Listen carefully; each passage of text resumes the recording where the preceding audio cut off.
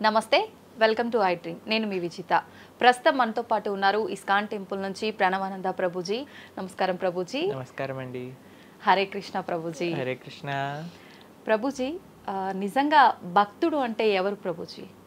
భగవంతుడి పట్ల పరిపూర్ణమైన నమ్మకం ఉన్నవాడు భక్తుడు. సుఖాలు వచ్చినా, దుఃఖాలు వచ్చినా, అవమానాలు వచ్చినా, పొగడతలు వచ్చినా, మన జీవితంలో ఏ సిచ్యువేషన్ వచ్చినా సరే మనం భగవంతుణ్ణి ఆశ్రయించి ఆయన పట్ల నమ్మకం ఉన్నవాడు భక్తుడు. చాలాసార్లు ఏమవుతుందంటే అండి, మనకి మంచి జరుగుతున్నప్పటి వరకు వెరీ గుడ్, మనం చాలా భగవద్భక్తులం అని అంటే, కానీ ఏదన్నా చెడు జరిగిపోయింది ఏమనుకోండి, నాకెందుకు ఇలా జరిగింది, నేను ఇంత మంచివాడిని, ఆయన ఎందుకు అలా చేయలేదు, కాబట్టి ఈయన నాకొద్దు అని అంటారు చాలా మంది. మీరు ఆశ్చర్యపోతారు. అసలు నాకు నా భక్తి జీవితంలో చాలా ఇన్స్పిరేషన్గా అనిపించింది. నేను ఇప్పుడు మనకి తెలుసు పాలస్తీన్ ఇంకా ఇజ్రాయెల్లో వార్ జరుగుతుంది, గాజా అనే ప్రదేశంలో. అయితే ఒక ఆవిడ, అసలు చాలా వీడియోస్ చూశాను ఒకదాని తర్వాత ఒకటి, అక్కడ ఉండే వాళ్ళు మొత్తం ఫ్యామిలీ నష్టం అయిపోయినా, పిల్లలు చనిపోయినా, ఏం చేసినా సరే వాళ్ళు ఇలా అంటున్నారనమాట, ఏ అల్లా నువ్వు మాకు ఇది చేసావు కానీ మేము మాత్రం నీకు స్తోత్రం చేస్తాం. వాళ్ళ లాంగ్వేజ్లో వాళ్ళు చెప్తున్నారనమాట, నువ్వు ఏం చేసినా సరే మా మంచికే చేస్తావని నాకు తెలుసు, కాబట్టి ఇంకా ఇంకా మేము మిమ్మల్ని పొగుడుతూనే ఉంటాము. ఆ సిచ్యువేషన్లో కూడా అసలు ఆ నమ్మకం ఎలా ఉంది అని నాకు చాలా ఇన్స్పిరేషన్గా అనిపించింది. అరే ఎంత ట్రూ డివోషన్ వాళ్ళకి ఉన్నది, ఒక నమ్మకం వాళ్ళ దేవుడి పట్ల వాళ్ళకు ఉన్నది. కానీ మనం ఎన్నిసార్లు చాలామంది చూస్తుంటాం. మొన్న నాకు ఎవరో వీడియో పంపించారు, అందులో చెప్తారు, ఒక వెంకటేశ్వర స్వామి ఫోటో ఉంటుందన్నమాట, ఒక ఆవిడ చెప్తారు, ఓయ్ నేను చెప్పింది చేస్తావా లేదా, ఇంకో దేవుడిని తీసుకొచ్చి పెట్టేయాలనా అని అంటుందన్నమాట. అయితే నేను చూసి ఆశ్చర్యపోయాను అనమాట. మనకి ఎందుకు ఇలాంటి ఫేత్, ఇలాంటి నమ్మకం ఎందుకు లేదు? ఎప్పుడైతే మనం ఎంతైతే మనకి ఇన్వెస్ట్మెంట్ చేస్తామో అంతే రిటర్న్ వస్తుంది కదండి. అలానే మన నమ్మకం, మాన అపమానాలు, ఇవి సుఖ దుఃఖాలు, ఇవన్నీ ప్రపంచంలో ఒక భాగం అండి. ఇదంతా జీవితంలో ఒక భాగం. అందుకే మన సనాతన సంస్కృతిలో ఎప్పుడు మంచే ఉంటుంది అని చెప్పారు. అందుకే ఈ ఉగాది పచ్చడి, మన నూతన సంవత్సరం ప్రారంభమైనప్పుడు షడ్రుజోపేతం కదండి, చెప్పుకున్నాం. కాబట్టి ప్రతి ఒక్కటి కొద్దిగా అది కావాలి, కొద్దిగా ఇది కావాలి. కానీ మనం ఏం చేస్తామంటే, ఎవరికైతే అచంచల విశ్వాసం ఉంటుందో భగవంతుడి పట్ల, స్వామి నువ్వేం చేసినా నా మంచే చేస్తావు అనేవాడు నిజమైన భక్తుడు.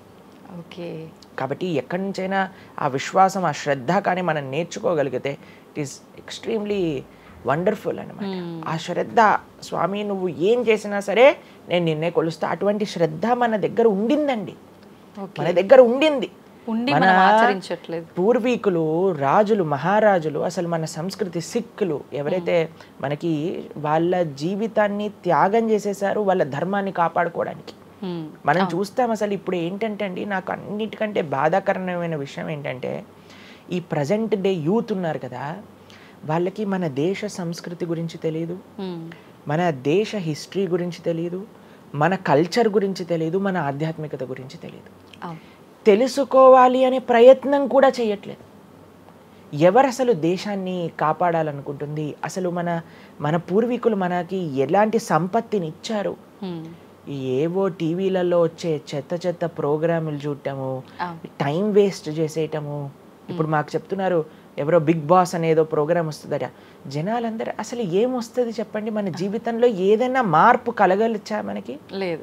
ఎవడో ఒకటి చోట వాడు డబ్బులు సంపాదించుకుంటూ వాడు చేసే చెత్త పనులన్నీ మనం చూస్తూ ఉంటే, మనం వింటూ ఉంటే, దాని తర్వాత చూస్తే పర్వాలేదు, ఆ వ్యక్తుల పట్ల అపరిమితమైన ప్రేమను పెంచుకొని, ఒకళ్ళు నాకు ఈ మధ్య ఎక్స్ప్లెయిన్ చేస్తున్నారనమాట, ఒక్కొక్కళ్ళకి ఆర్మీ అని తయారైపోయి వేరే వాళ్ళని దూషించటం, వేరే వాళ్ళని తిట్టడం. ఈ సమాజం ఇలా ఉంటే నీకు ఒక బిగ్ బాస్ అనే ఒక టైం వేస్టర్ని కావాలి, అది అయిపోగానే ఐపీఎల్ అనే ఒక టైం వేస్టర్, దాని తర్వాత నెట్ఫ్లిక్స్, అమెజాన్ ప్రైమ్, ఇవన్నీ ఎప్పుడు ఉన్నాయి. మనకి నిజంగా మేము కొన్నిసార్లు యూత్ని కలిసినప్పుడు అడుగుతామండి, అరే మన దేశ రాజకీయాల గురించి తెలుసా అని అంటే, తెలుసండి. ఎవరి దగ్గర నుంచి తెలుసుకున్నావు అని అంటే, ఒక యూట్యూబర్ పేరు చెప్తారు. ఆ యూట్యూబర్ ఏమో ఎక్కడో వేరే దేశంలో కూర్చొని మన సంస్కృతిని, మన రాజకీయాల్ని ఎలా ఒక వేరే దిశగా నడిపించాలో నడిపిస్తుంటారు. వాడివన్నీ వింటూ వీళ్ళు ప్రభావితం అయిపోతారు అనమాట. కానీ ఏంటి అసలు మన సంస్కృతి అంటే ఏంటి, మన ధర్మం అంటే ఏంటి? అసలు కొద్దిసం భగవంతుడు చాలా దూరం అనుకోండి, కనీసంలో కనీసం మన భారతీయత అంటే ఏంటో కూడా తెలియదండి అసలు ఇలాంటి పిల్లలకి ఈ మధ్యలో. పిల్లల్ని మర్చిపోకండి. పేరెంట్స్ ఎంతమంది దృష్టి చూపిస్తున్నారు చెప్పండి? చాలా తక్కువ మంది ప్రభుజీ. ఎప్పుడు చూడు ఏ సినిమాకి వెళ్దామా, ఏ సీరియల్ చూద్దామా, ఏ రియాలిటీ షో చూద్దామా, ఏ మూవీ సిరీస్, వెబ్ సిరీస్ కొత్తగా రిలీజ్ అయిందా, ఏ ఇన్స్టాగ్రామ్లో వీడియోస్ చూద్దామా, ఇలానే ఉండిపోతే మన దేశం ఎటు వెళ్తుంది, మన రాజ్యం ఎటు వెళ్తుంది, మన సంస్కృతి ఎటు వెళ్తుంది ఒకసారి చెప్పండి. కాబట్టి భక్తి అనేది ఒక ప్రస్తుత సమాజంలో అర్థం చేసుకోవటము అనేది ఎప్పుడైతే ప్రతి ఒక్కళ్ళు తమ దగ్గర ఉండే సమయాన్ని వెచ్చిస్తారో, ఎప్పుడైతే నేను తెలుసుకోవాలి అనే ఒక ఇచ్చ మనసులో ఉంటుందో అప్పుడు మాత్రమే తెలియపడే ఒక అద్భుతమైన జ్ఞానం అండి అది. తత్విద్ధి ప్రణిపాతేన పరిప్రశ్నేన సేవయా అని కృష్ణుడు భగవద్గీతలో చెప్పారు. ఆధ్యాత్మిక జ్ఞానం అంటే ఎలానో అలా తెలుసుకోలేమండి, దానికి సమయాన్ని వెచ్చించాలి, దానికి ఇంట్రెస్ట్ మన లోపల కలిగి సమయాన్ని తీసుకోవాలి. అరే మనకి బిగ్ బాస్ 210లో ఉన్నంత ఇంట్రెస్ట్ టైం, ఐపీఎల్ మ్యాచ్లలో చూడడానికి ఇంట్రెస్ట్ టైం, వెబ్ సిరీస్లు చూడడానికి ఉన్న ఇంట్రెస్ట్ టైం, ఒక గీతా భాగవతం వినడానికి మనం టైం పెడుతున్నామా? లేదు, అసలు అట్లాంటి ఆలోచనే రావట్లేదు కదా.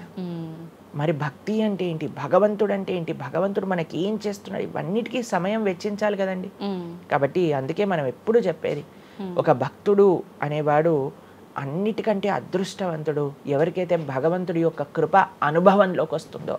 అటువంటి అనుభవం కానీ మనం పొందాలి అని అనుకుంటే మనం సమయాన్ని కేటాయించాలి.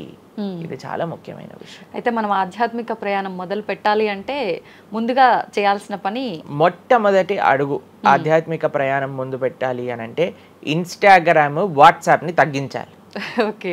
ఇంతకు ముందు ఏకాదశి, ఇప్పుడు రేపు ఏకాదశి ఉపవాసం అంటే నిర్జల ఉపవాసం అని లేదా పలాహార ఉపవాసం అని అది చెప్తారు. కొన్ని సంవత్సరాలు అయిపోయాక ఉపవాసం అని అంటే కనీసం ఈ రోజైనా ఫోన్ చూడొద్దు అని చెప్పే రోజులు కూడా వస్తాయేమో అనిపిస్తుంది.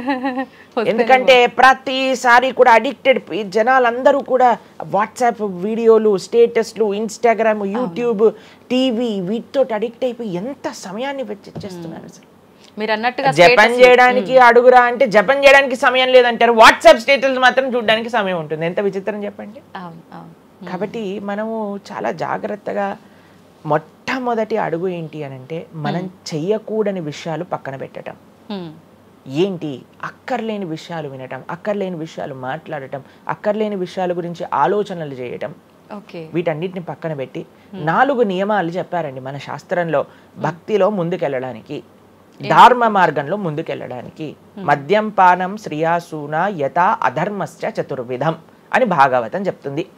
4 రకములైన తప్పుడు అలవాట్లను మనం నిషేధన చెయ్యాలట.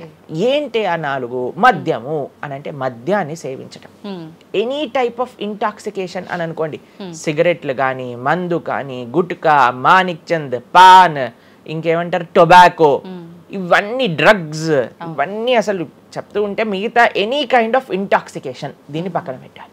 ఓకే. మనం భక్తి మార్గంలో ముందుకెళ్ళాలి అని అంటే చెప్తున్నాను. 2 మద్యం పానం శ్రియ అసూన. జూదము ఇంతకుముందు జూదం ఆడుతూ ఉండేవారు, మనకు తెలుసు పాచికలాట అని అనేవారు. మహాభారతంలో యుధిష్ఠిర మహారాజు గారు ఆడినప్పుడు ఏమైంది వాళ్ళ జీవితంలో మనందరికీ తెలుసు. ఎన్ని కష్టాలు పడాల్సి వచ్చింది, ఆస్తంతా వెళ్ళిపోవాల్సి వచ్చింది, అరణ్యానికి పాలవ్వాల్సి వచ్చింది. చాలా మంది అడుగుతారు ఎందుకు మహాభారతం యుధిష్ఠిరుడు ఆడాడు. ఆయన ఆడి చూపించారు, అయ్యా ఆడితే ఈ పని అవుతుంది. ఎగ్జాంపుల్ సెట్ చేయడానికి ఆయన చేశారు. సరే ఆయన చేసింది తప్ప కదా, ఆయన ఏం అనుభవించారో తెలుసు కదండి, మనం ఎందుకు చెయ్యాలి ఆ పని? ఇప్పుడు జూదం యొక్క విపరీతమైన కాన్సిక్వెన్సెస్ తెలుసా అండి. ఇప్పుడు బెట్టింగ్ గేమ్లని, ఐపీఎల్ మ్యాచెస్ కి బెట్టింగ్స్ అని, లేదా ఏదొస్తే దానిపైన బెట్టింగ్లు పెట్టడం, అవి ఇవి ఎన్ని అప్లికేషన్స్ తయారైపోయి ఎన్ని ఒక యువతని ఒక తప్పుడు మార్గంలో పెట్టడానికి. అసలు మాకు అప్పుడప్పుడు మేము యూట్యూబ్ చూస్తాం కదండి ప్రవచనాలు వినడానికి, మా గురువు గారి ప్రవచనాలు వినడానికి మేము చూస్తుంటాం అనమాట.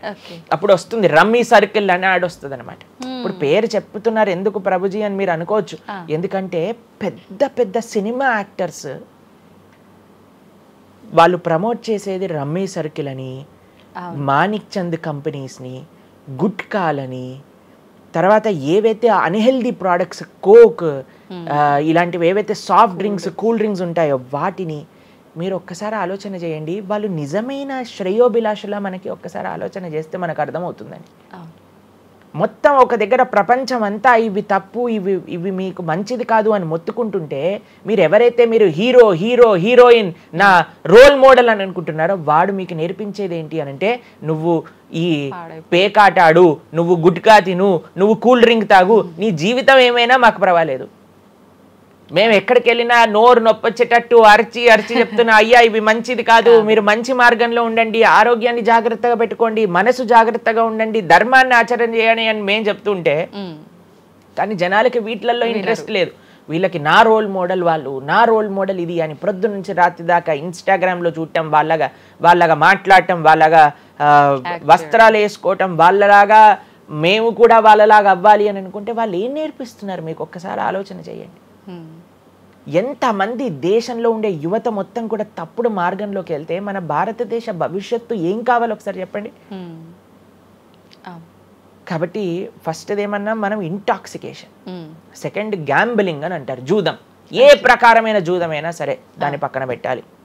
మూడవది మాంసాహారాన్ని సేవించటం, ప్రాణిహింస చెయ్యకూడదు, భగవద్భక్తి మార్గంలో ముందుకెళ్ళాలి, భగవంతుని తెలుసుకోవాలి అని అంటే మనం లాస్ట్ టైం దీని గురించి మాట్లాడుకున్నాం, మనం ఎక్స్ప్లెయిన్ చేసామన్నమాట క్లియర్గా ఎందుకు మనం మాంసాహారాన్ని స్వీకరించకూడదు అని. అది భౌతికంగా మనకి మంచిది కాదు, ఆరోగ్యరీత్యా మంచిది కాదు, ఎమోషనల్గా మంచిది కాదు, ఎన్వైరన్మెంటల్గా మంచిది కాదు, స్పిరిచువల్గా మనకి మంచిది కాదు అని ఈ రీజన్స్ అన్ని చెప్పాం. అయితే నిన్నటి రోజున మాకు ఆ వీడియో పంపించారనమాట. సరే ఏమున్నాయి అబ్బా కమెంట్స్లో అని చదువుతుంటే చాలా మంది అన్నారు, రోజు ఈ వీడియో చూడటం వల్ల మేము మాంసాహారం తినటం మానేసాము, మాకు క్లారిటీ వచ్చిందని చాలా కమెంట్స్ ఉన్నాయి. కొంతమంది ఏం రాశారు తెలుసా అండి, మరి ప్లాంట్స్కి, మరి ఆకుకూరలకి, తర్వాత మనం పండించే మొక్కలకు కూడా ప్రాణం ఉంది కదా అని. మీకు ఒక విషయం చెప్తాను, చాలా మంది ఈ ఆర్గ్యుమెంట్స్ చెప్తారండి, నాన్ వెజిటేరియన్ మానేసేయండి అని అంటే, మరి మీరు జీవహింస చేయట్లేదా, మీరు కూడా మొక్కల్ని కట్ చేస్తున్నారు కదా అని అడుగుతారు. ఇప్పుడు దానికి 2-3 విషయాలు మీకు ప్రస్తావన చేస్తాను. ఒకటి, మీరు పాలకూరని, గోంగూరని, తోటకూరని కొయ్యడానికి వెళ్ళినప్పుడు అది గట్టిగా అరుస్తూ చంపేయకు నన్ను, ఏదో ఒక రక్తం కారటం, అది ఇలా గార్లో ఎగరటం, ఇలాంటివి చేస్తుందా అండి? లేదు. ఎప్పుడైనా మీరు ఆపిల్ పండుని కొయ్యడానికి వెళ్ళినప్పుడు ఆపిల్ పండుని ఇలా అనగానే దాంట్లోంచి రక్తం చెట్టులో నుంచి దారాలుగా కారుతుంటుందా అండి? అదేమైనా గట్టిగా అరుస్తుందా అని కొంతమంది అంటారు, అది అరుస్తుంది మనకి వినిపించదు. మనకి ఒకసారి అర్థం చేసుకోవాలి, ఒక ప్రాణికి, ఒక వెల్ డెవలప్డ్ కాన్షియస్నెస్ ఉన్న వ్యక్తికి, లేదా ఒక పర్సనాలిటీకి, లేదా ఒక ప్రాణికి, లేదా ఒక ప్లాంట్కి ఏంటి వ్యత్యాసము అనేది మనం తెలుసుకోవాలి. దాంతోపాటు ఇంకొక విషయం చెప్తాను, మరి ప్లాంట్స్ని తినచ్చు, యానిమల్స్ని తినకూడదు అని ఏంటి ప్రమాణము అనంటే, భగవంతుడు మనకి ఈ విషయాన్ని ప్రస్తావన చేశారు, స్వామి మనకి ఈ విషయాన్ని ఉపదేశం చేశారు. అయ్యా, నువ్వు కేవలం శాకాహారాన్ని మాత్రమే తినవచ్చును, సాత్విక ఆహారాన్ని మాత్రమే తినవచ్చును. ఎక్కడ చెప్పాడు భగవంతుడు? పత్రం పుష్పం ఫలం తోయం యోమే భక్త ప్రయశ్చతి. పత్రం పుష్పం ఫలం తోయం, నువ్వు ఫలములను, తర్వాత ఆకులను, నీటిని, పాలను, వీటితో సంబంధించినవి ఏవైనా సరే తయారు చేయొచ్చు, భగవంతుడికి నివేదన చేయొచ్చు, స్వీకరించవచ్చు. కాబట్టి మన శాస్త్రములు దేన్నైతే యాక్సెప్ట్ చేశాయి, ఇప్పుడు చెప్పాయనుకోండి, సరే ఈ ప్లాంట్స్లలో కూడా ప్రాణం ఉందయ్యా, ప్లాంట్స్ కూడా తినకు అని అంటే ఏం చేస్తామండి? గాలిని పీల్చుకుంటామా? సన్లైట్తో బతుకుతామా మనం ఏమన్నా ప్లాంట్స్ బతికినట్టుగా? ఏదో ఒకటి కావాలి కదా ఆహారం. కాబట్టి అన్నిటికంటే లీస్ట్ హింస, అహింస అంటే అన్నిటికంటే లీస్ట్ హింస ఎక్కడ ఉంటుందో అది. కాబట్టి మనకి శాస్త్రం ఆమోదన చేసింది, నువ్వు ఈ ఏవైతే హర్బివోరస్ అని అంటారు చూడండి, ఏవైతే పశుపక్షాదులు కాకుండా ఏవైతే మొక్కలు ఉంటాయో, ఏవైతే ధాన్యం ఉంటుందో, ఏదైతే ఫలములు ఉంటుందో దాన్ని స్వీకరించు అని. తర్వాత రెండో ఆర్గ్యుమెంట్ ఏం చేస్తారో తెలుసా అండి, నాన్ వెజిటేరియన్ అనగానే మనం కానీ తినకపోతే వాటి పాపులేషన్ మొత్తం పెరిగిపోయి మనల్ని చంపేస్తుంది. అయ్యా, నువ్వొక్కడివి మారటం చేత ఏమీ అవ్వదు, అవును, మొత్తం మారిపోదు. ప్రపంచం ఎలా వెళ్తుందో కొంతమంది మూర్ఖులు ఉంటారు, ఎంత చెప్పినా మారని వాళ్ళు వాళ్ళ పని చేసుకొని ఇవ్వండి అంతే. భగవంతుడు బ్యాలెన్స్ ని తయారు చేశారండి, ఆ భగవంతుడు ఆ బ్యాలెన్స్ ని క్రియేట్ చేస్తారు. నువ్వు ఆ ధర్మాన్ని ఆచరించకుండా ఉండు, కాబట్టి 3 చూసాం. ఏంటి? మద్యం, పానం, శ్రియ, సూన. ఒకటి intoxication, gambling, meet eating. Last Prabhuji ఒక చిన్న డౌట్. ఇప్పుడు మాంసాహారం తినొద్దు, మన శాస్త్రంలో ఎక్కడ తినమని చెప్పలేదు అని అన్నారు కదా, మరి గ్రామ దేవతలకి కోళ్ళు, మేకలు ఇలాంటివన్నీ బలిస్తుంటారు కదా, మరి అది ఎక్కడ ఉంది? అసలు మీరు అమ్మవారిని జగన్మాత అని పిలుస్తారు తెలుసా? మీరు ఎప్పుడైనా అంటారా? అమ్మ అంటారు, అంతేనా? ఒక తల్లికి, ఒక తల్లితనంలో మీరు కూడా మదర్ కదండి, మీ పిల్లలకి ఏదైనా ఒక చిన్న బాధ కలిగితే మీరు ఓర్చుకోగలుగుతారా చెప్పండి? అస్సలంటే అసలు అలాంటి ప్రస్తావనే తేయకూడదు ప్రభుజీ అని అంటారు. అవును, అంతేనా కదా? మరి జగన్మాత అని మనం అంటున్నప్పుడు ఆ జగత్తుకి తల్లి, జగత్తు మొత్తం అని అంటే ఆ పక్షి, ఆ ప్రాణి కూడా అదే జగత్తులో పుట్టిందే కదా, అంటే ఆ ప్రాణికి కూడా ఆవిడే కదా తల్లి. ఆ తల్లి ముందు మనం ఇలాంటి పనులు చేస్తే అమ్మకి నచ్చుతుందా, నచ్చదా చెప్పండి? నచ్చదు. కాబట్టి ఇవన్నీ ఎక్కడొచ్చాయి అని అంటే మధ్యలో ఎక్కడో ఒక చోట కొన్ని తప్పుడు ఆచరణలన్నీ కూడా మన లోపలికి దూసుకొచ్చేసాయి అన్నమాట. కానీ బలి అనేది ఎప్పుడు ఇవ్వకూడదు. సాత్వికమైన ఆరాధన అన్నిటికంటే శ్రేష్టమైన ఆరాధన. ఈ బలులు ఇవ్వటం వీటన్నిటిని తామసిక ఆరాధన అని అంటారు. కాబట్టి మనము ఎంతైతే మీరు బలి అంటే ఏంటో తెలుసా అండి? ఏదో ఒకటి సమర్పణ చేయటము. సమర్పణ చేయటాన్ని, దాంట్లో ప్రాణిని సమర్పణ చేయటం కంటే మనకుండే అహంకారాన్ని సమర్పణ చేస్తే అమ్మవారు ఇంకా ఆనందిస్తారు. మన దగ్గర ఉండే దంభాన్ని సమర్పణ చేసేస్తే, బలిచ్చేస్తే ఇంకా ఆనందంగా ఉంటారు. దంభము అని అంటే గర్వం. అహంకారము, దంభము, ఈ రెండిట్లో వ్యత్యాసం ఏంటో తెలుసా అండి? గర్వము అని అంటే మనం చేసిన దానికి మనం గర్వపడటం అనమాట. నేనే చేశాను, నా అంతటి వాడు లేడు. దంభము అంటే చెయ్యని దానికి కూడా గర్వపడటం. కాబట్టి మనకుండే అభిమానాన్ని, మనకుండే ఆ లోభాన్ని, వీటన్నిటిని అమ్మవారికి సమర్పణ చేయండి, ఇంకా మంచి, ఇంకా ఆనందిస్తారు. అందుకే మనం తల నీలాలు ఇస్తాం. చాలా మందికి తెలియదు అసలు దేవుడు ఏం చేసుకుంటాడండి మన జుట్టుని, డాండ్రఫ్ తోటి ఉన్న జుట్టుని. దేవుడికి ఎందుకు సమర్పణ చేయాలి మనం తల నీలాలు అని అంటే, అయ్యా నేను జుట్టు ఉంటే ఎప్పుడు కూడా ఇలా ఇలా ఇలా హెయిర్ స్టైలింగ్ చేసుకుంటూ నేనేదో చాలా హ్యాండ్సమ్ మ్యాన్, చాలా హ్యాండ్సమ్ ఉమెన్ అనుకుంటూ ఉంటారు కదా అందరు కూడా. అయ్యా నా యొక్క ఆ సెల్ఫ్ కాన్షియస్నెస్ ని సమర్పణ చేస్తున్నా నీ దగ్గర. మనం గుడికి వెళ్ళి కొబ్బరికాయ కొడతాం. కొబ్బరికాయ ఎందుకు కొడతామండి? మనం కూడా అలాంటి హార్టెడ్ వ్యక్తులం అనమాట. మనకు కూడా ఆ గర్వంతో మనం కూడా అంత పైన ఉండే షెల్ ఉంటుంది కదా, ఎంత హార్డ్గా ఉంటుంది. కానీ ఎప్పుడైతే అది పలగొట్టేస్తామో అప్పుడు లోపల మంచి తీయటి నీరు మనకి దొరుకుతుంది. కొబ్బరి ఎంత స్వీట్గా ఉంటుంది, అది మనకు కలుగుతుంది. మన హృదయంలో ఆ సున్నితమైన భావాలు ఉన్నాయి, కానీ మనకుండే అజ్ఞానము, మనకుండే అహంకారం, మనకుండే అవిద్య దాన్ని ఆపేస్తుంది. అందుకే భగవంతుడి ముందు, స్వామి నీ ముందు నా అహంకారాన్ని సమర్పణ చేస్తున్నా అనే భావనతో మనం కొబ్బరికాయ కొట్టాలి. అంతేగాని కొబ్బరికాయ తీసుకెళ్ళి కొట్టేసి నేను ఈరోజు 108 కొబ్బరికాయలు కొట్టాను దేవుడి దగ్గర అనే అహంకారం వచ్చింది అనుకోండి, కొబ్బరికాయ కొట్టడమే వేస్ట్, ఫలితం లేదు. కాబట్టి మనందరం అర్థం చేసుకోవాలి అసలు ఏంటి భావన. బలి అని అంటే ప్రాణి బలి కాదయ్యా, నీ దగ్గర ఉండే చెడు గుణాలను బలి. కాబట్టి ఈ 3 విషయాలు అయిపోయి 4వ విషయం ఏదైతే మనం చేయకూడదో, ఇలిసిట్ సెక్స్ అని అంటారు, వ్యభిచారము అని అంటే పురుషులు స్త్రీలు పురుషులు. నిన్నే ఒకళ్ళు చెప్తున్నారు, ఒక టీవీలో ఒక న్యూస్ వచ్చిందట, వన్ ఆఫ్ ది మోస్ట్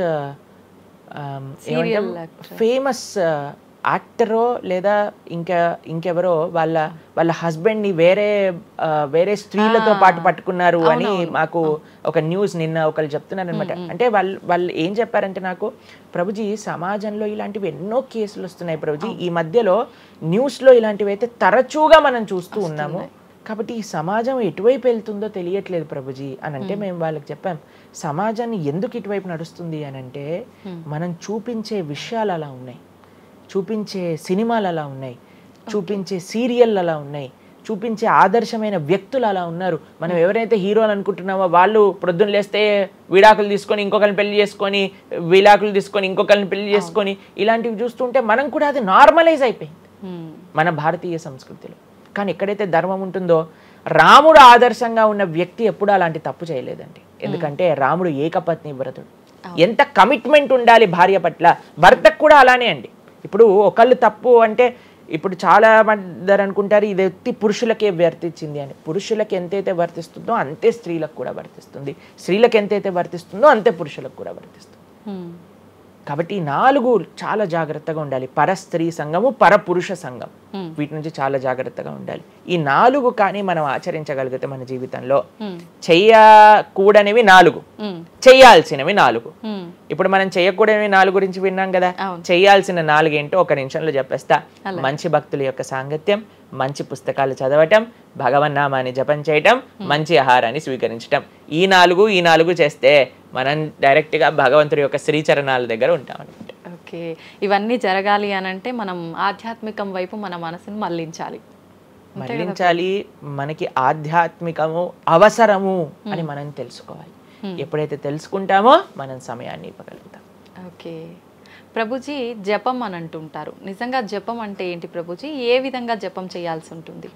జపము మనకి కలియుగంలో తరించడానికి మార్గం. కృతేయ ధ్యాయతో విష్ణుం త్రేతాయాం యజతోమకై ద్వాపరే పరిచర్యాయాం కలో తత్ హరికీర్తనం అని చెప్పారు. భగవంతుడి యొక్క నామ జపం అత్యంత శ్రేష్టమైనది. కృష్ణుడు భగవద్గీతలో ఏం చెప్తారో తెలుసా అండి? అన్నిటికంటే గొప్ప యజ్ఞం, యజ్ఞములలో నేను ఒక యజ్ఞాన్ని అని చెప్తారు. ఏ యజ్ఞం తెలుసా? యజ్ఞానాం జప యజ్ఞోస్మి అని భగవంతుడు చెప్తారు. అన్నిటికంటే గొప్ప యజ్ఞం జపం చేయడం అనమాట. ప్రతిరోజు జపం చేయాలి. మేము ప్రతిరోజు 2 గంటల పాటు జపం చేస్తాం ప్రొద్దున పూట. ఏంటి జపం చేయాలి? భగవన్నామాన్ని జపం చేయాలి. భగవన్నామము అత్యంత సులభంగా మనల్ని భగవంతుడి యొక్క కృపని తెచ్చిపెడుతుంది, భగవంతుడి యొక్క రియలైజేషన్ మనకిస్తుంది అనమాట. అందుకే హరిర్నామ హరిర్నామ హరిర్నామేవ కేవలం కలోర్ నాస్తేవ నాస్తేవ నాస్తేవ గతిరన్యదా అని చెప్పారు. అన్నిటికంటే శ్రేష్టమైనది ఎటువంటి రూల్స్ అండ్ రెగ్యులేషన్స్. ఇప్పుడు కొంతమంది అనుకుంటారు జపం అంటే చాలా రూల్స్ ఉండాలి, అది చేయాలి ఇది చేయాలి అని. ఏం లేదు, చక్కగా శుచిగా ఉండండి, శుభ్రంగా ఉండండి, భగవంతుడి ముందు దీపం పెట్టండి, కూర్చోండి, ఒక జపమాల పట్టుకోండి. హరే కృష్ణ కృష్ణ కృష్ణ హరే హరే, హరే రామ రామ రామ హరే హరే. సింపుల్ మంత్రం, ఎవరైనా చేయొచ్చు, ఎటువంటి కాంప్లికేషన్స్ లేదు. ఏ స్థితిలో ఏ అవస్థలో ఉన్న వాళ్ళైనా సరే చక్కగా జపం చేయొచ్చు. ఎటువంటి నియమాలు లేదు. ఎప్పుడైనా సరే చక్కగా భగవన్ నామానికి నియమం లేదు, మంత్రాలకి నియమాలు ఉన్నాయి, కానీ ఇది భగవన్ నామం. ఇటువంటి నామాన్ని కానీ మనం హరినామం అని అంటారు దీన్ని. ఈ హరినామాన్ని కానీ చక్కగా జపం చేయగలిగితే మనకి బ్రహ్మాండమైన ఫలితాలు, ఆ భగవంతుడి యొక్క కృప మనం ఎక్స్పీరియన్స్ చేయగలుగుతాం మన జీవితంలో. ఇప్పుడు మీరు చూడండి, నోట్లు ఎప్పుడైనా మనం లెక్క పెట్టామనుకోండి, ఎలా లెక్క పెడతారు తెలుసా? ఇలా 1 2 3 4 5 6 7 8 9 10 అని లెక్క పెడతారు, అంతేనా? ఏదైతే నోట్లు లెక్క పెట్టేటప్పుడు ఎప్పుడు మనం బయటికి లెక్క పెడతాం, ఎందుకంటే ఇది ఎప్పుడు బయటికి వెళ్ళేదే. కానీ జపం చేసినప్పుడు ఎలా లెక్క పెడతారో తెలుసా అండి? మీరు జపం చేస్తుంటే హరే కృష్ణ కృష్ణ కృష్ణ హరే హరే, హరే రామ రామ రామ హరే హరే అని లోపలికి అంటాం మాలని. నోటిని బయటికి అంటాం, జపాన్ని లోపలికి అంటాం లెక్క పెట్టేటప్పుడు. ఎందుకంటే ఇది ఎప్పుడు మనతో పాటు వచ్చేది ధనం, ఇది వెళ్ళిపోయే ధనం. కాబట్టి శాశ్వతంగా మన లోపలతో వచ్చే ధనం, జన్మాంతరాలకు కూడా మనల్ని ఉద్ధరింపజేసే ధనం ఏదన్నా ఉంటే అది భగవన్నామ జపం. నిజంగా ఎంత మంచి మాట ప్రభుజీ. అసలు ఈ లాజిక్ అర్థమే కాలేదు ఎప్పుడు మాకు. మీరు చెప్పేదాకా ఇంత లాజిక్ ఉంది అని అనిపించలే. చాలా మంచిగా చెప్పాము. ప్రతి ఒక్కళ్ళు చిన్న పిల్లల నుంచి, మా దాంట్లో మా గ్రూప్ లో మీరు చూస్తే చిన్న పిల్లల నుంచి వృద్ధుల వరకు అందరు జపం చేస్తారు. అంతెందుకండి, మీరు చూస్తారు హరే కృష్ణ భక్తులు దేశ విదేశాల నుంచి ఉన్న వాళ్ళందరూ జపమాల పట్టుకొని జపం చేసే వాళ్ళని మనం చూడట్లేదు. కాబట్టి మనకి ఎందుకు జపం రాదు? టైం వస్తుంది, టైం ఉంది. ఎక్కడెక్కడ టైం వేస్ట్ చేస్తున్నామో తెలుసుకుంటే ఎక్కడ దాన్ని యూటిలైజ్ చేయాలో తెలుస్తుంది. సమయంతో పని ఉందా ప్రభుజీ? ఏ సమయంలో అయినా చేసుకోవచ్చు, కానీ ప్రొద్దున పూట చేస్తే అత్యంత శ్రేష్టమైన. ప్రొద్దున పూట మనం త్వరగా లేసి, త్వరగా స్నానం చేసి, త్వరగా జపం చేసుకోగలిగితే ఆ రోజంతా బ్రహ్మాండంగా ఉంటుంది. ధ్యానం కూడా చేస్తుంటారు చాలా మంది. జపానికి ధ్యానానికి వ్యత్యాసం ఏంటి? మనము భగవన్నామ మంత్రాన్ని, నామాన్ని జపం చేస్తూ భగవంతుడి గురించి ధ్యానం చేయాలి. ఇప్పుడు జస్ట్ ధ్యానం, చాలా మంది మాకు కంప్లైంట్ చేస్తుంది, ఇప్పుడు ధ్యానం చేస్తే మనసు నిలకడగా ఉండట్లేదు, మనసు ఎక్కడికి వెళ్ళిపోతుంది, అక్కర్లేని ఆలోచనలు వస్తున్నాయి. ఇప్పుడు చూడండి, పిల్లవాడు అటు ఇటు ఇటు అటు కదులుతున్నాడు అనుకోండి, ఇంట్లో ఏయ్ అనగానే అయిపోతారు. అలా మన మనసు కూడా అటు ఇటు ఇటు అటు కదులుతూ ఉంటుంది. కానీ ఎప్పుడైతే మనం మంత్రంతో ధ్యానం చేస్తామో అప్పుడు మనసు ఇలా వెళ్ళిపోయింది అనుకోండి పక్కకి, హరే కృష్ణ అనగానే ఆ మనసు వచ్చేస్తుంది, వామ్మో వీడు కాన్షియస్గా ఉండండి నేను అటు ఇటు వెళ్తుంటే. కాబట్టి మనసు కూడా మనం ఆ నామం పట్ల మనం ధ్యానం చేయొచ్చు. ఎప్పుడైతే మనం నామాన్ని మంచిగా జపం చేస్తామో ఆ నామంలోంచే భగవంతుడి యొక్క రూపం, గుణం, లీల అవన్నీ కూడా ప్రకాశితం అవుతాయి. కానీ ఫస్ట్ మనం ధ్యానం నామం పైన పెట్టాలి. మన ఉచ్చారణ కరెక్ట్గా ఉందా, మనం చక్కగా ఆ నామాన్ని వింటున్నామా, దీనిపైన ధ్యాస ఉండాలన్నమాట. నిజంగా చాలా మంది ధ్యానం చేసేటప్పుడు ఆ ఏకాగ్రత అనేది రావట్లేదు, ఎన్నిసార్లు ప్రయత్నించినా అంటుంటారు కదా ప్రభుజీ. ఏం చేయాలంటారు ఆ ఏకాగ్రత రావాలంటే? ప్రాక్టీస్ చేయాలి. అభ్యాసేనతు కౌంతేయ, అభ్యాసం చేయాలి. ఇదేదో చాలా మంది ఏం చేస్తారు తెలుసా అండి, ప్రభుజీ నేను 3 రోజుల నుంచి జపం చేస్తున్నా కానీ నాకు ఆ రుచి కలగట్లేదు. అయ్యా 300 కోట్ల జన్మలు తీసుకున్నాం మనము, ఆ జన్మాంతరాల్లో ఉండే వాసనలు ఉన్నాయి కదా, కొద్దిగైనా మనం సమయం ఇవ్వాలి భగవంతుడి యొక్క నామం. ఇప్పుడు మురికి పట్టిన ఒక క్లాత్ ఉందనుకోండి, ఇంకులో ముంచేసిన క్లాత్ ఉందనుకోండి, దాన్ని ఇచ్చాను అనుకోండి, ఇప్పుడు ఒక్క ఉతుకుల్లో పోతుందా ఇంకంతా? ఒక ఉతుకు తర్వాత ఇంకో ఉతుకు తర్వాత ఇంకో కొద్దిగా వెళ్తూ ఉంటుంది, కొద్దిగా వెళ్తూ ఉంటుంది. కొన్నిసార్లు మనకి ఫస్ట్ 3-4 వాషెస్లో తెలియదు అసలు పోయిందా లేదా. పోతుంది కానీ మనకంత ఎవిడెంట్గా కనిపించదు. కానీ 10, 15, 20, 30 సార్లు అయ్యాక తెలుస్తుంది. 100 సార్లు అయ్యాక మళ్ళీ మనకి తెల్లగా ఆ క్లాత్ బయటికి వచ్చేస్తుంది. అలానే మనం కూడా ప్రయత్నం చేస్తూ ఉండాలి. ఎన్ని జన్మలు మనం మాయకి ఇచ్చేసి ఒక జన్మలో 3 రోజులు మనం భగవన్నామాన్ని జపం చేసి ఇప్పుడు నాకేం కలగలేదు అని అంటే ఎలా చెప్పండి? ఆ నిష్ఠ, సిన్సియారిటీ ఇవ్వాలి టైం మనకి. ఎలాగైతే మీరు టైం దీనికి ఇచ్చారో అలానే టైం భగవంతుడు కూడా ఇవ్వాలి. తప్పకుండా ఆ ప్రాసెస్లో తప్పలేదు. మన సిన్సియారిటీ ఎంత సిన్సియర్గా మనం చేస్తే అంత తొందరగా మనకు కృప అనేది లభిస్తుంది. ఓకే ప్రభుజీ, పునర్జన్మలు అని అంటుంటారు. పునర్జన్మలు ఉంటాయా? ఇందాక మీరు చెప్పినట్టు ఎన్నో జన్మల వాసనలు మనకి జన్మలో కూడా అవి ఉంటాయి అని చెప్పన్నారు కదా, ఆ వాసనలకు సంబంధించిన ఆ లైఫ్ని మళ్ళీ ఈ జన్మలో మనం అనుభవిస్తామా? తప్పకుండా. మీరు అంతెందుకండి, మీరే ఎన్నోసార్లు మీ జీవితంలో కొంతమందిని కలిసి ఉంటారు. వాళ్ళు చెప్తారు ఇది ఈ జన్మలోంచి కాదు, పక్కా వీడి పోయిన జన్మలోదే ఈ లక్షణం. ఎందుకంటే చాలా మంది అంటారు మా ఇంట్లో ఎవరండి ఇలా ఉండరండి కానీ వీడికొక్కటే ఈ గుణం వచ్చింది అని అంటూ ఉంటారు. మనం చాలాసార్లు చూస్తాం చిన్న పిల్లలకి వాళ్ళకి మనకు నేర్పించకుండానే ఒక టాలెంట్ వచ్చేస్తుంది. వాళ్ళు ఆ విధంగా నేను మొన్న బృందావనం వెళ్ళినప్పుడు మేము చూసాము, అక్కడ చిన్న పిల్లవాడండి, నాకు తెలిసి 3-4 సంవత్సరాలు ఉంటాయి, 250 కంటే ఎక్కువ ట్యూన్లలో హరే కృష్ణ మంత్రాన్ని పాడుతున్నాడు ఆయన. వాళ్ళ పేరెంట్స్ని అడిగాం, అయ్యా ఎలా నచ్చింది? ప్రభుజీ మేమేం తెలియదు ప్రభుజీ, చిన్నప్పటి నుంచి హార్మోనియం దగ్గరికి వెళ్ళి టిక్ టిక్ టిక్ టిక్ అనేవాడు, వాడే పాడుతున్నాడు, వాడికి మొత్తం హార్మోనియం ఎవ్వరు నేర్పించలేదు, వాడే పాడుతున్నాడు అని. అలా ఎన్నో. మీరు డాక్టర్ ఐన్ స్టీవెన్సన్, మీరందరూ ఇంటర్నెట్ ఉంది కదా, మీ అందరికి ఫోన్లు ఉన్నాయి కదా, డాక్టర్ ఐన్ స్టీవెన్సన్ అని నొక్కండి. 2500 కంటే ఎక్కువ కేసుల పైన ఆయన రీసెర్చ్ చేశారు. రీఇన్కార్నేషన్, పునర్జన్మ కలిగిన కేసెస్లో అనమాట. కాబట్టి మీరు జస్ట్ రీఇన్కార్నేషన్ కేసెస్ అని మీరు యూట్యూబ్లో టైప్ చేస్తే ఎన్నో వస్తాయి మీకు. కాబట్టి పునర్జన్మ ఉన్నది. పునర్జన్మ సిద్ధాంతాన్ని ప్రస్తావన చేసి వాటిని నమ్మకం ఉన్న వాళ్ళే సనాతన ధర్మానికి సంబంధించిన వాళ్ళు అనమాట. కాబట్టి ఏది కూడా మనకి స్పాంటేనియస్గా రాదు, అంతా కూడా కర్మ, what ever we do that comes around అనమాట. కాబట్టి ఈ పునర్జన్మ సిద్ధాంతం అనేది తప్పకుండా ఉన్నది. పునర్జన్మ ఉంటుంది, జన్మాంతరాల వాసనలు అనేవి ఉంటాయి. ఎప్పుడైతే మనం ఆధ్యాత్మిక సాధన, ఎప్పుడైతే మనం భగవద్భక్తి చేస్తామో ఆ వాసనలన్నీ కూడా తొలగిపోతాయి. మనం చక్కగా మంచి ధార్మికమైన వ్యక్తిలా మనం మళ్ళీ మారచ్చు అనమాట. ప్రభుజీ, పునర్జన్మ ఉంటుంది అని అనుకున్నాం మనం. అయితే పునర్జన్మ అంటే అంతకుముందు జన్మకు సంబంధించిన పాపం పుణ్యం ప్రతి ఒక్క దాని ప్రభావం ఈ జన్మలో ఉంటుందంటారా ప్రభుజీ? తప్పకుండా. చాలా మంది అంటారు ప్రభుజీ వాళ్ళు ఇంత పిచ్చి వాళ్ళు కానీ ఇంత ఆనందం ఎందుకు వస్తుంది అని అంటే, వాళ్ళు గత జన్మలో చేసిన పుణ్యం ఇప్పుడు వాళ్ళకి వస్తుంది, ఈ జన్మలో చేసే పాపం మళ్ళీ వస్తుంది. ఎవరు కూడా ఎస్కేప్ అవ్వలేరండి. ఇప్పుడు మీరు అనుకుంటున్నారు మనం బాధపడుతున్నాం, గత జన్మలో చేసిన పాపాన్ని ఇప్పుడు మనం అనుభవిస్తున్నాం, ఇప్పుడు మేము మంచి వాళ్ళం ప్రభుజీ, మీకు కూడా వస్తుంది ఆ ఛాన్స్. కాబట్టి ఈ కర్మ సిస్టమ్ ఏదైతే భగవంతుడు ఇది చేశారో దాని నుంచి ఎవ్వరు ఎస్కేప్ కాలేరు. ఆయన సిస్టమ్ చాలా పక్కా. ఇక్కడ ఉండే మనం అప్పుడప్పుడు ట్రాఫిక్ సిగ్నల్ని దాటేసి ట్రాఫిక్ పోలీస్ నుంచి ఎస్కేప్ అవ్వచ్చు, కానీ భగవంతుడి యొక్క రేడార్ నుంచి ఎస్కేప్ అవ్వలేదన్నమాట. ఎందుకంటే ఆయన హృదయంలో ఉండే కదా అన్ని నోట్ డౌన్ చేసుకునేది. కాబట్టి తప్పకుండా గత జన్మ పుణ్యము గత జన్మ పాప ఫలితాలు ఈ జన్మలో అనుభవించాల్సిందే. చాలా మంది మమ్మల్ని అడుగుతారు, ప్రభుజీ నరకానికి తీసుకెళ్తారు కదా. ఆ నరకానికి తీసుకెళ్తారు, మరి నరకంలోనే అంత అయిపోగొడితే మళ్ళీ ఈ జన్మలో ఇవ్వటం ఎందుకు? ఇన్స్టాల్మెంట్లో వస్తాయి, ఈఎంఐస్ కింద కట్టాల్సి వస్తుంది అనమాట మన ఫలితాన్ని. కొద్దిగా నరకంలో, కొద్దిగా ఈ జన్మలో, మళ్ళీ వచ్చే జన్మ. ఒకటేసారి ఆ యొక్క ఫలితాన్ని కానీ ఇచ్చేస్తే మనం తట్టుకోలేము. కాబట్టి భగవంతుడి యొక్క కృప నిజంగా చెప్పాలంటే ఇన్స్టాల్మెంట్స్లో వచ్చేది. ఇప్పుడు చూడండి, ఒకసారి 10 కోట్లు కట్టాలి అంటే అది ఈజీయా, లేదా ఇన్స్టాల్మెంట్ లో కట్టాలంటే ఈజీయా? అందుకే కదండి అందరు ఈఎంఐలు కావాలండి. అలానే పుణ్యం, అలానే పాపం కూడా. కొద్దిగా స్వర్గంలో అనుభవించు, కొద్దిగా ఇప్పుడు అనుభవించు, మళ్ళీ నెక్స్ట్ జన్మలో అనుభవించు.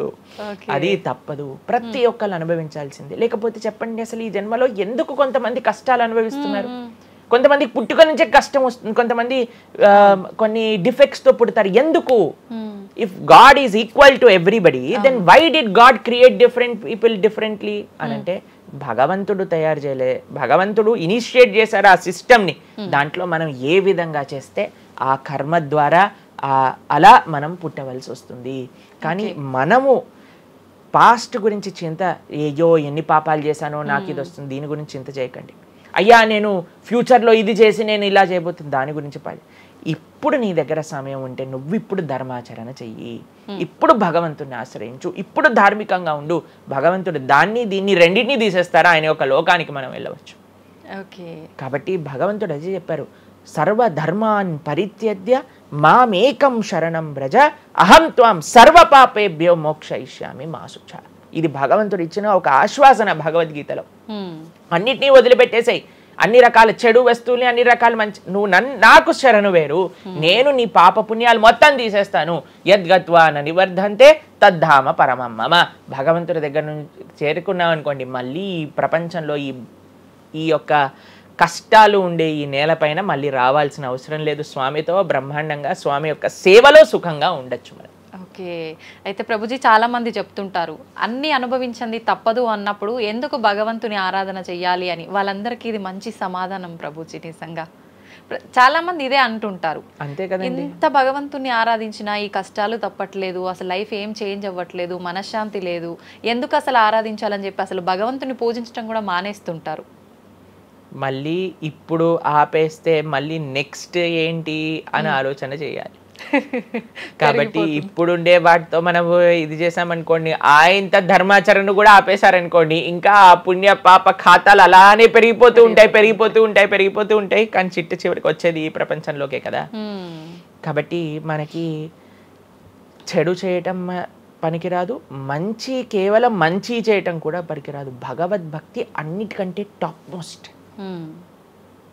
కాబట్టి మనం ధార్మికంగా ఎంత భగవద్భక్తితో ఉంటే అది మనకి అంత మంచిది. ఓకే ప్రభుజీ, కర్మ సిద్ధాంతం అన్నారు కదా, అసలు కర్మ సిద్ధాంతం అంటే ఏంటి ప్రభుజీ, ఏం చెప్తోంది అసలు? మనం చెయ్యంది మనకి రాదు, మనం చేసింది తప్పకుండా మనకు వస్తుంది. ఇదే కర్మ సిద్ధాంతం. Every action has equal and opposite reaction. Okay okay, ఇలా అయితే ఈ లా ఉందో అదే కర్మ సిద్ధాంతం. అంటే నువ్వు చేసింది ఏదైనా సరే ఆ యొక్క ఫలితం నుంచి తప్పించుకోలేవు. తర్వాత ఏదైతే నువ్వు చేసావో దాని నుంచి తప్పించుకోలేవు. మంచైనా చెడైనా, మొన్న అయింది నీకు ఈ రోజు వస్తుంది, ఈ రోజు చేసిన దానికి రేపు వస్తుంది. ఇదే కర్మ సిద్ధాంతం అంటే. కాబట్టి ఎప్పుడు ఇది మన మనసులో ఉండాలి.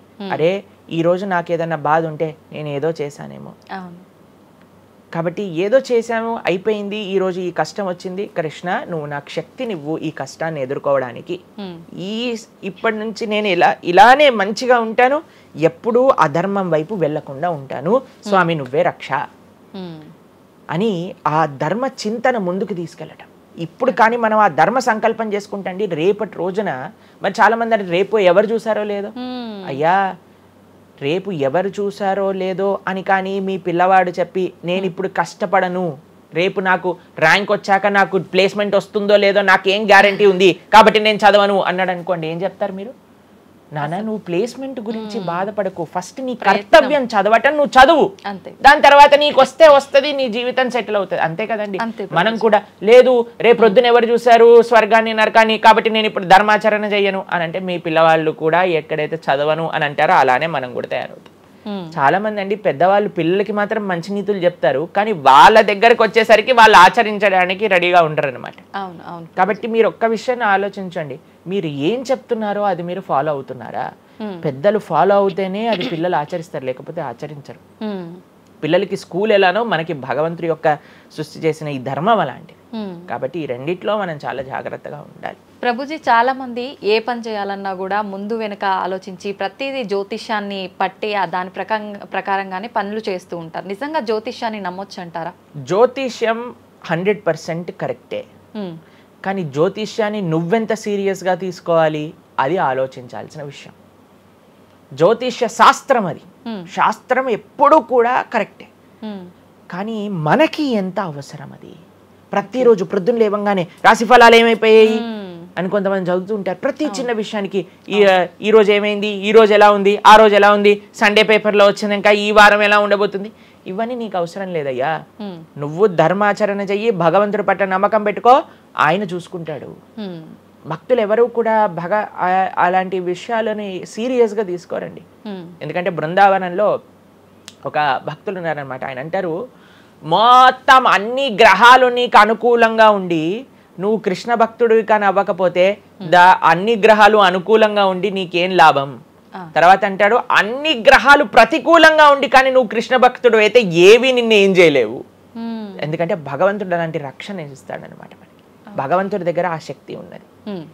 కాబట్టి మనము దేన్ని ఎంత సీరియస్గా తీసుకోవాలి? మనకి కావాల్సినది ఆధ్యాత్మికత, భక్తి. భగవంతుడి గురించి విన్నామా, భాగవత రామాయణాదులు శ్రవణం చేశామా, స్వామికి ఆరాధన చేసుకున్నామా, ఆలయానికి వెళ్ళామా, గోసేవ చేశామా, ధార్మికంగా ఉన్నామా, ఎవరికి ఏం చెడు చేయలేదా, మంచి అందరి గురించి కూడా మంచి ఆలోచిస్తున్నామా, ఒకళ్ళతో మంచిగా మాట్లాడుతున్నామా, ఎవరికి చెడు చేయట్లేదా, ఇంతవరకు నీ ఆలోచన ఉంటే సరిపోతుందండి. ఈ ధర్మచింతన మనకు కావాలి, అంతేకాని ఏమవుతుంది, నా రాసి ఏంటి, ఇదేంటి. ఇప్పుడు అంత పిచ్చి జనాలకి ఎలా పెరిగిపోయిందంటే, ఒకళ్ళు అంటారు ఈ ఉంగరం పెట్టుకోమంటారు, ఒకళ్ళు అంటారు ఇలా నీ పేరు రాయి అంటారు, ఒకళ్ళు అంటారు నీ పేరులో ఏ ఏ ఏ ఏ ఎక్స్ట్రా రాయమంటారు. ఇవన్నీ ఏంటి మారిపోయాయి. ఇవన్నీ మార్చుకొని నీ ఆచరణ కానీ మారకపోతే, నీ థింకింగ్ కానీ మారకపోతే, నీ ధర్మం పట్ల ఉండే అనిరుక్తి కానీ పెరగకపోతే ఇవన్నీ చేసి ఏం లాభం? కాబట్టి మనం ఎసెన్స్ ఆఫ్ ధర్మ భగవంతుడి ఆరాధన. సవై పుంసాం పరో ధర్మో యతో భక్తిర్ అదోక్షజే. అటువంటి స్వామిని ఆశ్రయించటంలో మన టైం పెట్టాలి, కానీ ఇలాంటి చిన్న చిన్నవి చూసుకోవటం, వీటి కోసం మనం సమయాన్ని వేస్ట్ చేసుకోవటం మంచిది కాదు. జ్యోతిష్యం కరెక్టా? 100% కరెక్ట్. నీకెంత కావాలి అది నువ్వు ఆలోచన చేసుకో. పెళ్లి చేసుకోవాలి, గృహ ప్రవేశం చేసుకోవాలి, ఏదైనా పెద్ద పెద్ద ఉంటే అప్పుడు మీరు చూడాలి ముహూర్తం, వివాహం చేసుకోవటం కానీ లేదా ఏమంటాం మన గృహ ప్రవేశాది పెద్ద పెద్ద కార్యములకి చూసుకో. ప్రతిరోజు, ప్రతి క్షణం, ప్రతి వారం, ప్రతి నెల. చాలా మందికి పొద్దున్నే చూడండి అసలు రోజు గడవదు. ఇలాంటి పిచ్చి పనులు ఆపాలి. ఫస్ట్ ప్రొద్దున పూట లేచి భగవంతుడి దగ్గరికి వెళ్ళి భగవంతుడికి నమస్కారం చేసి జపం చేసుకొని ధ్యానం చేసుకొని ఆలయానికి వెళ్ళి దర్శనం చేసుకొని భగవత్ చింతనలో ఉండండి. రోజులో ఏ కష్టం వస్తుందో దాన్ని ఎలా ఎదుర్కోగలో ఆ శక్తిని వస్తుంది. అంతేగాని ఏమున్నాయి రాశి ఫలాలు చదవటం వల్ల ఏం అవ్వదండి. కాబట్టి సొల్యూషన్ పైన కాన్సన్ట్రేట్ చేయండి, ప్రాబ్లం కోసం విశ్లేషణ చేయకూడదు. ఓకే ప్రభుజీ, చాలామంది ఇంట్లో నెగిటివ్ ఎనర్జీస్ ఉన్నాయి, దయ్యాలు తిరుగుతున్నాయి, లేదంటే ఎవరైనా ఒక పర్సన్కి దయ్యం పట్టింది అని చెప్పి చాలామంది ఎవరు ఇట్లా పంతుళ్ళు అట్లాంటి వాళ్ళ దగ్గరికి, మాంత్రికుల దగ్గరికి తీసుకెళ్ళడము, వాళ్ళు వదిలిస్తారని చెప్పటము, ఆ దయ్యం వీళ్ళని చాలా పీడిస్తుంది అని చెప్పడం, ఇలాంటివి చాలా వింటుంటాము సహజంగా. ఇదంతా నిజమే అంటారా ప్రభుజీ? అసలు దయ్యాలు అనేవి ఉన్నాయంటారా? ఆత్మలు, దయ్యాలు ఇవన్నీ ఉన్నాయండి, అది లేవు అని చెప్పలేము. ఉన్నాయి తప్పకుండా. ఎలా అయితే మీరు నెగిటివ్ ఎనర్జీ అంటారు కదా, నెగిటివ్ ఎనర్జీ ఎక్కడికి వస్తుందో తెలుసా అండి? నెగిటివ్ పీపుల్ దగ్గరికి వస్తుంది. ఎవరైతే ఎమోషనల్గా, ఎవరైతే స్పిరిచువల్గా, ఎవరైతే ఫిజికల్గా వర్నలబుల్గా ఉంటారో వాళ్ళ దగ్గరికి వస్తుంది. ఎవరైతే ఇంట్లో భగవద్ ఆరాధన ఉండదో, పూజ రూమ్లో ఏమీ లేకుండా చాలామంది ఇప్పుడు మాకు చాలా విచిత్రం అనిపిస్తుంది కొన్నిసార్లు. మాకు ఈ ఇంటర్నెట్లో వీడియో చూసినప్పుడు వీళ్ళు చర్చ్లో ఉండే వాళ్ళందరూ దయ్యాలను వదిలిస్తూ ఉంటారనమాట. మాకు చాలా ఆశ్చర్యం ఏంటంటే వీళ్ళకే ఎందుకు దయ్యాలు పడుతున్నాయి అని. కాబట్టి ఎందుకు దయ్యాలు ఎవరైనా పర్సనాలిటీస్లోకి వెళ్తాయో తెలుసండి, ఎవరైతే క్లీన్లీనెస్ మెయింటైన్ చేయరో, ఓకే, ఎవరైతే సమయానికి స్నానం చేయటం కానీ, సమయానికి శుచిగా శుభ్రంగా ఇల్లు శుభ్రంగా ఉంచుకోవటం కానీ, దేవాలయంలో భగవంతుడి యొక్క మూర్తులకి చక్కగా ఆరాధన చేసి ధూపం దీపం నైవేద్యం తోరణం ఉత్సవాలు పండగలు యజ్ఞాది యాగాదులు ఇవన్నీ ఉన్న చోట ఎప్పటికీ నెగిటివ్ ఎనర్జీ అనేది ప్రవేశించలేదు. ఓకే. కానీ ఎక్కడైతే జనాలు డిమ్గా డల్గా ఎటువంటి వైబ్రెన్స్ లేకుండా ఎప్పుడు ఎమోషనల్ వర్నరబుల్గా బాధల్లో ఉంటూ ఆధ్యాత్మికంగా లేకుండా ఇల్లంతా గందరగోళంగా చెత్త చెదారంతో ఎప్పుడైనా సరే ఫ్రెష్ ఫుడ్ కాకుండా స్టేల్ ఫుడ్, బయట సోర్స్ తెలియని ఫుడ్ వాటిని తినటం వల్ల అలాంటి మెంటాలిటీస్, అలాంటి నెగిటివ్ ఎనర్జీ ఈజీగా ఇటువంటి నెగిటివ్ ఎన్వైరన్మెంట్లోకి వచ్చేస్తుంది అనమాట. ఓకే. కానీ ఎప్పుడైతే మనం వైబ్రెంట్గా భగవన్నామ చక్కగా బొట్టు పెట్టుకొని చక్కగా మంచిగా సాంప్రదాయంగా రెడీ అయ్యి చీర సాంప్రదాయం మన సాంప్రదాయం మన చీర అండి.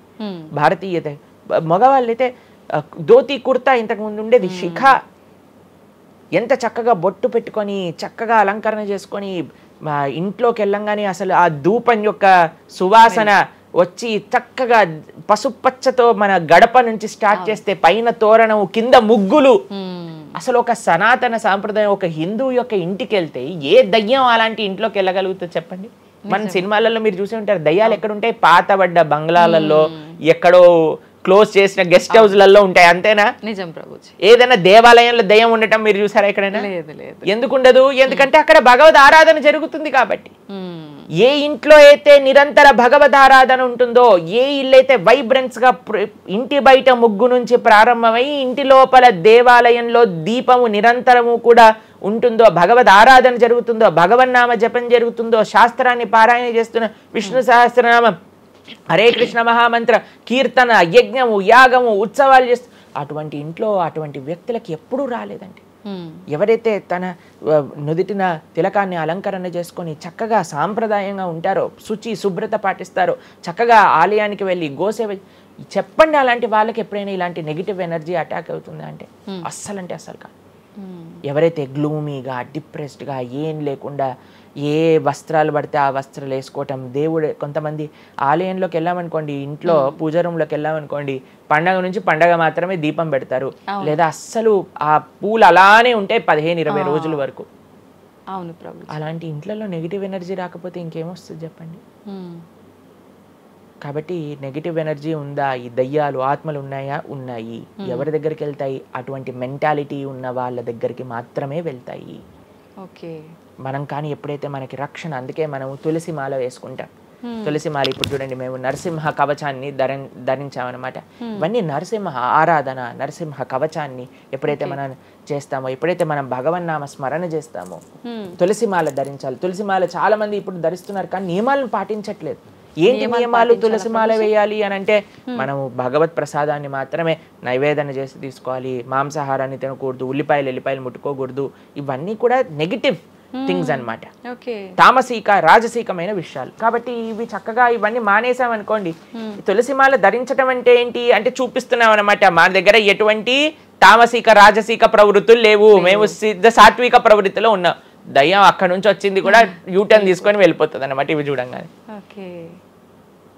కాబట్టి అది చాలా ముఖ్యం. ఎప్పుడైతే మన ఆచరణ బాగుంటుందో, ఎప్పుడైతే మనం ధార్మికంగా ఉంటామో, ఎప్పుడైతే భగవద్భక్తులై ఉంటామో, ఏ నెగిటివ్ ఎనర్జీ మనల్ని ఏం చేయలేదు.